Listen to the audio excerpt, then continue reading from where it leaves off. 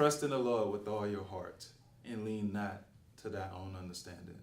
In all thy ways acknowledge him, and he shall direct thy path. Hi, my name is Mr. Mitchell. I'll be your child's teacher, minister for the 2016-2017 school year. Just want to tell you a little bit about me. I'm glad to introduce myself to you in this format. Again, as I mentioned, my name is Chris Mitchell. I've been married for 13 years. I just celebrated my 13-year anniversary. Also, we have 3 beautiful children. I've been in education for 10 years. Within 10 years, I've been a math teacher. Also, I've been an instructional leader at various schools. Since I've been in math for quite a while, most students ask, Mr. Mitchell, when are we ever going to use the skills we learn in math in real life? And man, that's a great question to ask.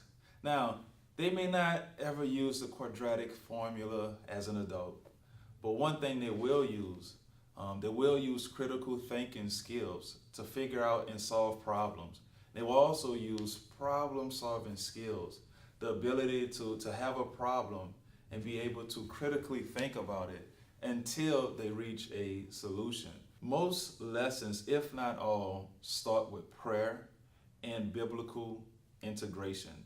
This week, students will introduce a read in 2 Kings chapter 5 about a man that had leprosy, and a prophet told him to go and dip in the Jordan 7 times, and he was enraged and he was furious and he didn't want to listen to the prophet's instructions. But there was a servant that talked him into following the prophet's instructions, and he was healed. Sometimes we talk about or are reminded about the sacrifice that Jesus made on the cross and how that sacrifice provides eternal life for those who put their faith and trust in Jesus Christ. So biblical integration, math. Also, one of the strengths of students is that they like to talk. And as a teacher, sometimes you might say, hey, don't talk. But we can use that ability for students to communicate in the math classroom. So if you come in my class on any given day, you may see students working in pairs. They're comparing answers. I say, start an argument with your neighbor, and to the left or to the right, I want you to compare answers. And if you believe your answer is correct, I want you to convince the other person. Don't change your mind. Stick with your answer. And sometimes students have different answers, and it's a great dialogue for them to see, okay, where did I go wrong, or where did you go wrong? And it's a healthy thing. And sometimes students learn from each other. So it's an additional resource that students have in a classroom. Also, students work in collaborative groups. Sometimes they do discovery learning, where I put the learning objective on a board, and the students, through technology, they're going to research the concept that they're going to be taught that day. And through this concept, or through this method, the students are teaching themselves about various concepts. And then I get to assess those skills to see how well did they really discover the content that was to be presented. So it's a wonderful way to engage students.